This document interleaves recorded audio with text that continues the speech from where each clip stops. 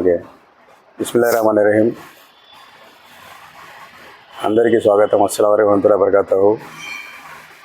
మరి 2 ఏళ్ల క్రితం అప్పటి ఎమ్మెల్యే పార్థ సాయిప్రసాద్ రెడ్డి గారిపై వచ్చినటువంటి భూ కబ్జాలు కావచ్చు, అదేవిధంగా భూమాఫియా చెలరేగిపోవడం కావచ్చు, అనేక వివాదాల వల్ల మరి గత 60-40 అవినీతిని ఎలాగైనా వదిలించుకోవాలనే ఒక పట్టుదలతో, ఖచ్చితంగా కొత్త వ్యక్తి రావాలనే ఒక పట్టుదలతో ఆదిన ప్రజలు ప్రస్తుత ఎమ్మెల్యే పార్థసారథి గారిని అఖండ మెజారిటీతో గెలిపించడం జరిగింది.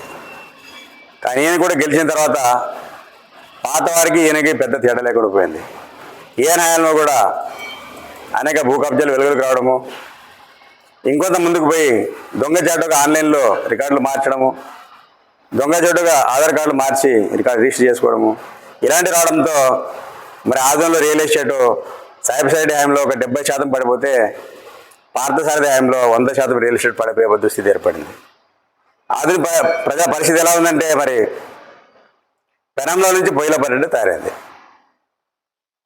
ఇంత దారుణమైన మరి ఆదిన ప్రజలకు ఏమన్నా శాపం ఉందని మేము ఒక్కోసారి బాధపడుతుంటాం. ఈరోజు చూసుకున్నట్లయితే మరి మొన్న పార్థసారథి గారు మాజీ ఎమ్మెల్యే సాయిప్రసాద్ రెడ్డిని దుర్మార్గుడు అన్నారు. ఓకే, నిన్న ఆయన ఏమన్నాడు, నీచుడు నికృష్టుడు. వీళ్ళు తిట్టుకోవడంతోనే సరిపోయింది. ఒకటే మరి వీరిద్దరికి ఒకటి చెప్తున్నాను, మీ ఇద్దరు నాయకులకి ఆదిన ప్రజలపై ప్రేమ ఉంటే ఇలా తిట్టుకోవడం మాని అధికార పక్షంగా ప్రతిపక్షంగాను మీ పాత్ర పోషించి ఆదిన ప్రజలకు న్యాయం చేయాలని ఎంహెచ్పిఎస్ తరఫున విజ్ఞప్తి చేస్తున్నాం. లేకపోతే ప్రజలు మీ ఇద్దరు నాయకులు రాజకీయాన్ని భూస్థాపితం చేయడం ఖాయమని చెప్పి హెచ్చరిస్తున్నాం.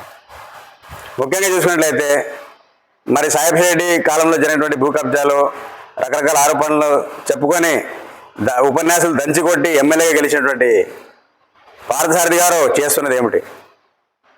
2 సంవత్సరాలు అయింది ఆయన ఎమ్మెల్యేకి గెలిచి.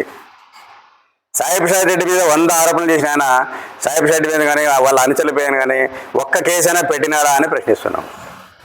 ఎందుకు పెట్టలేదు పార్థసారథి గారు? మీకేమైనా డబ్బులు ముట్టినాయా? ఏమైనా లోపలే మీరు వైఎస్ఆర్ నాయకులతో చేయగలుగుతున్నారని చెప్పి మన ఆధునిక బీజేపీ ఎమ్మెల్యే పార్థసారథి గారిని ప్రశ్నిస్తున్నాం. చాలా ఆరోపణలు వస్తున్నాయి మనకు.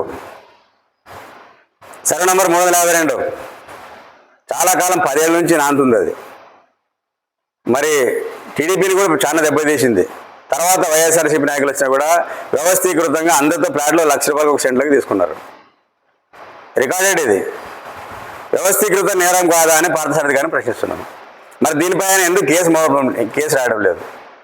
ఎక్కడ మైకి పట్టుకున్నా 350 అని అంటాడు కానీ పార్థసారథి ఆయన 350 మీద విచారణ ఎందుకు వేయడం లేదు?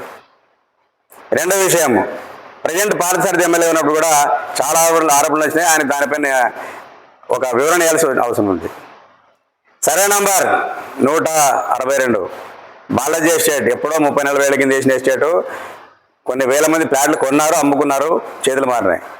మరి అలాంటి ఎస్టేట్లో కూడా ఆన్లైన్ మారింది. ఇప్పుడు ఈ కాలంలో మారింది. ఎవరు? పార్థసారథి ఎమ్మెల్యే ఉన్నప్పుడు ఆన్లైన్ రికార్డు మారింది. మరి ఇది దేనికి సంకేతం? ఆదిన ప్రజలు కానీ బయటలు కానీ ఆదిలో భూములు కొనాలా వద్దా అని చెప్పి ప్రజెంట్ ఎమ్మెల్యే పార్థసారథిని మాజీ ఎమ్మెల్యే సాయిప్రసాద్ రెడ్డిని ప్రశ్నిస్తున్నాం. ఈరోజు మరి దేశ జీడిపిలు కావచ్చు, మార్కెట్లు కావచ్చు, 30% మార్కెట్ రియల్ ఎస్టేట్ నుంచి నడుస్తుంది. అంటే దీన్ని బట్టి వీళ్ళు ఆదంలో రియల్ ఎస్టేట్ని చంపుతున్నట్టే లెక్క. రియల్ ఎస్టేట్ని చంపడంలో తొలి ముద్దాయి సాయిప్రసాద్ అయితే రెండో ముద్దాయి పార్థసారథి. మరి వీళ్ళు బాధ్యతగా మెలగకుండా ప్రతిరోజు భూ కబ్జాలు అది ఇదని చెప్పి అసలు ఆదని మార్కెట్ని వీళ్ళిద్దరు నాశనం చేస్తున్నారు. దీనిపై ప్రభుత్వం కూడా దృష్టి పెట్టాల్సిన అవసరం ఉంది. ఎందుకంటే వీళ్ళు ఆదిని అభివృద్ధి చేయకపోదా ఆదిని ప్రజలకు కడుపు కొట్టే విధంగా ఈరోజు మాజీ ఎమ్మెల్యే సాయిప్రసాద్ రెడ్డి, ప్రస్తుత ఎమ్మెల్యే పార్థసారథి వివరిస్తున్నారు. ఏదైనా కూడా మనం ఇంటికి కూడా దాచుకోవాలి, కానీ ఏదైనా మీకు కబ్జా దొరికితే వెంటనే కేసు పెట్టి దాన్ని సాల్వ్ చేయాలి. కానీ మీడియాలో పెట్టేసి ప్రతిరోజు భూ కబ్జా అంటే ఎవడు కొంటాడే ఆదంలో భూములు? మరి 100 కోట్ల ప్రజలు, మరి మధ్యతరగతి ప్రజలు కూడా ఒక వ్యాపారం చేయని ఉద్దేశంతో భూములు కొని పెట్టుకున్నారు. అమ్మి ఏదో ఒక సెంటుకు ₹50,00,000 వేసి వాళ్ళు ఇల్లు గడిచిపోతుంది, లేకుంటే జీవితాలు బాగుపడుతున్న ఆశతో. ఈరోజు మరి ఆదంలో కొన్ని వేల ఫ్లాట్లు అమ్ముడుపోకుండా ఉన్నాయంటే సాయిప్రసాద్ రెడ్డి కాలంలో జరిగిన భూ కబ్జాలు కావచ్చు, వాటిని పట్టించుకోకుండా తన వాట ఎంత వస్తుందనే విధంగా పార్థసారథి ఏదైతే చేస్తున్నారో, ఏదైతే ఆరోపణలు వస్తున్నావో దానివల్ల కావచ్చు ఎలాంటి క్రయ విక్రయాలు జరగకుండా ఆదోని రియల్ ఎస్టేట్ కుప్పకూలిపోయింది. మరి మరొకటి ప్రజలు గమనించాలి, రియల్ ఎస్టేట్ పడిపోయిందంటే కేవలం వ్యాపారస్తులు మనం నష్టపోరు. ఒక వ్యక్తి ప్లాట్ అమ్మినాడంటే అతనికి 50,000 లక్షల లాభం వస్తే ఆ డబ్బు ఆయన బజార్లో ఖర్చు పెడతాడు. బజార్లో ఖర్చు పెడితే వ్యాపారం నడుస్తుంది. అదేవిధంగా ఆదాయం పెరిగినప్పుడు ప్రజలు ఖర్చు పెడతారు. ఆ విధంగా కింది స్థాయి లేబర్స్ కూడా డబ్బు ముడుతుంది. ఇది ఒక సైకిల్ అనమాట. ఈ సైకిల్ దెబ్బతీసే విధంగా ఈరోజు మాజీ ఎమ్మెల్యే కావచ్చు, ప్రజెంట్ ఎమ్మెల్యే కావచ్చు బాధ్యత రహితంగా తిట్టుకుంటూ మరి చేసుకుంటూ పోతున్నారు. మరి చివరిగా ఒకటే ప్రశ్నిస్తున్నాను పార్థసారథి గారిని, ఆయన ఎప్పుడు మైక్ పడినా కూడా ఎలక్షన్ ర్యాలీల్లో సాయిబ్ రెడ్డిని విమర్శించినాడు, ఆయన కాలంలో జరిగిన భూ కబ్జాల్ని విమర్శించినాడు. మరి 2 ఏళ్ళైనా కూడా పార్థసారథి మరి నీవు కేసు ఎందుకు పెట్టలేదు ఒకరి మీద కూడా? నీకేమైనా డబ్బులు ముట్టినాయా మాకు చెప్పాలి, నువ్వు ప్రజలకు చెప్పాలా? ఎందుకు కేసు పెట్టలేదు? డబ్బు ముట్టిందా లేకుంటే భయపడుతున్నావా? 2. డబ్బు ముట్టిందంటే సంతోషం, బాగోడు. భయపడుతున్నావు అంటే భయపడే ఎమ్మెల్యే మాకు అవసరం లేదు. ఇంత దారుణంగా మరి పార్థసారథి వ్యవహరించడం చాలా సిగ్గుచేటు. సెంట్రల్లో కూటమి సర్కారు ఉంది, స్టేట్లో కూటమి సర్కారు. మరి పార్థసారథిని సాయిబ్ రెడ్డి కాలంలో జరిగినటువంటి అవినీతి అక్రమాల మీద విచారణ చేయకుండా పార్థసారథిని ఆపుతున్నది ఎవరు? డబ్బు ఆపుతున్నదా లేకపోతే ఏదో లాలచిపోతున్నారు, భయపడుతున్నారు? ఇది మరొకటి ముఖ్యంగా ఎలక్షన్ క్యాంపెయిన్లో కూడా మరి ప్రస్తుత కర్నూలు జిల్లా టీడీపీ అధ్యక్షురాలు గుడిసె కృష్ణమ్మ గారు కూడా సాయి ప్రసాద్ రెడ్డి హయాంలో జరిగినటువంటి భూ కబ్జాల మీద ఒక విచారణ కమిటీ వేస్తామని ఆమె మాట ఇవ్వడం జరిగింది. అక్క, మిమ్మల్ని కూడా విజ్ఞప్తి చేస్తున్నాం, మీరు కూడా ఇప్పుడు ఒక జిల్లాకి అధ్యక్షురాలు, మీరు టీడీపీ పార్టీకి, మీరు కూడా గౌరవనీయులు ముఖ్యమంత్రి చంద్రబాబు గారితో మాట్లాడి ఆధునలో గత వైసీపీ ప్రభుత్వంలో సాయి ప్రసాద్ రెడ్డి ఎమ్మెల్యేగా ఉండగా, జగన్మోహన్ రెడ్డి ముఖ్యమంత్రిగా ఉండగా ఆధునలో జరిగినటువంటి భూ కబ్జాలు, అక్రమాలు వాటన్నిటిపైన విచారణ జరిపేందుకు ఒక కమిటీ వేయాలని మేము ఎంహెచ్పిఎస్ తరఫున విజ్ఞప్తి చేస్తున్నాం. ఎందుకంటే ఏదో చూసుకున్నట్లయితే మరి మరొకటి చెప్తున్నాను నేను, 352 సర్వే నంబర్, దీనిపై సాయి ప్రసాద్ రెడ్డి గారు మాట్లాడారు. చాలా పెద్ద కుంభకోణం, అది చాలా చేతులు మారేది. చివరికి అనధికారికంగా వచ్చే వార్త ఏమంటే పార్థసారథి గారు దాన్ని నిలబెట్టి, అనధికారికం ఇంకా క్లియారిటీ కావాలి మనకి దాని గురించి, మరి ఈయన చెప్పాలి, మన పార్థసారథి గారు చెప్పాలి. 352 సర్వే నంబర్లో నిలబెట్టి మొత్తం రిజిస్ట్రేషన్ నిలబెట్టేసినారు. అది వదలడానికి పార్థసారథి గారు 1.5 కోటి తీసుకున్నారనే వార్త వస్తుంది. దానిపై కూడా పార్థసారథి గారు వివరణ ఇచ్చుకోవాలి, నిజమా కాదా? రెండవది, సర్వే నంబర్ 162 ఆన్లైన్ చేయడానికి పార్థసారథి గారు 50 లక్షలు తీసుకున్నట్టు కూడా ఆరోపణలు వస్తున్నాయి. అదేవిధంగా మరి ఇస్వీ రోడ్లో ఉన్నటువంటి ఒక గుడి వద్ద శుక్రవారంపేట బీజేపీ నాయకులు ధర్నా చేసినారు. ధర్నా ఒక్కసారి బంద్ అయిపోయింది, ఎందుకు బంద్ అయింది తెలియదు. అది మరి 30 లక్షలు ఎమ్మెల్యే గారికి ముట్టారనే ఒక గాలి వార్త వచ్చింది. దాని గురించి కూడా క్లారిటీ ఇవ్వాలి, నిజమా కాదు? ఎందుకంటే ఆదిన ఎమ్మెల్యే గారు ప్రజల మధ్యలో ఉన్నారు, ప్రజల మనిషి, ప్రజల ఎమ్మెల్యే, జవాబుదారీతనం ఉండాలి. ఇలాంటి వార్తలు బయటకు వచ్చినప్పుడు ఖచ్చితంగా ఆయన నేను రూపాయి తీసుకోవాలని చెప్పండి.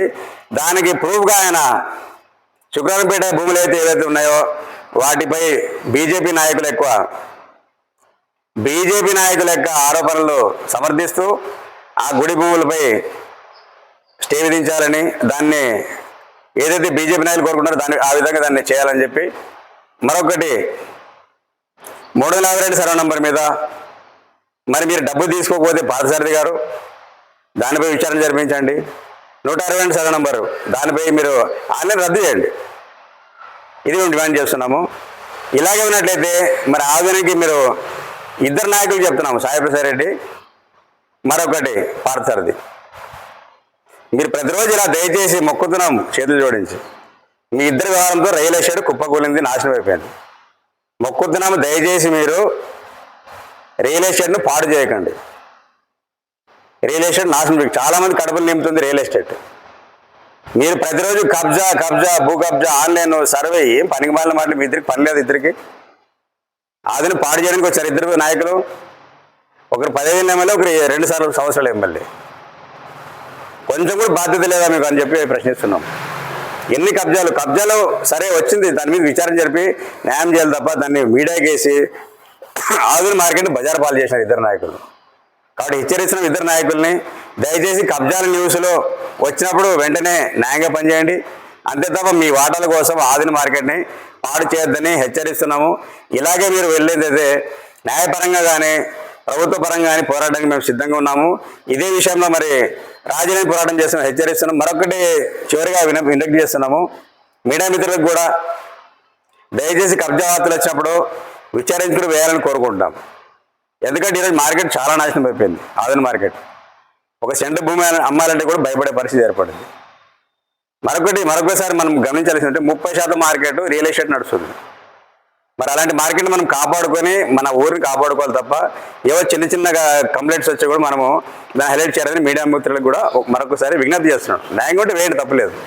కాకపోతే చిన్న దాన్ని సెన్సేషన్ చేయడం వల్ల ఏమవుతుందంటే మన ఊరి ప్రజలకి ఆదాయాలు తగ్గుతాయి, ఉపాధి తగ్గుతుంది. తప్పు అనుకోకండి దయచేసి. మరొకసారి ఇద్దరు నాయకులు సాహిబ్ రెడ్డి కావచ్చు, పార్సారథి కావచ్చు, మీరు ఖచ్చితంగా మీ భేదాభిప్రాయాలు మరిచి ప్రజల కోసం పనిచేయండి. మీకేమన్నా ఒకరిపై ఒకరికి ఏమన్నా ప్రూఫ్ ఉంటే కేసులు వేసుకొని దాన్ని న్యాయస్థానం తెలుసుకోవాలి తప్ప ఇలా బజార్న పడి ఆధునిక రాజకీయాన్ని మురికి కాలంలో కలపొద్దని విజ్ఞప్తి చేస్తున్నాను. ధన్యవాదాలు. నా పేరు నూర్ అహ్మద్, MHPS రాష్ట్ర కార్యదర్శి.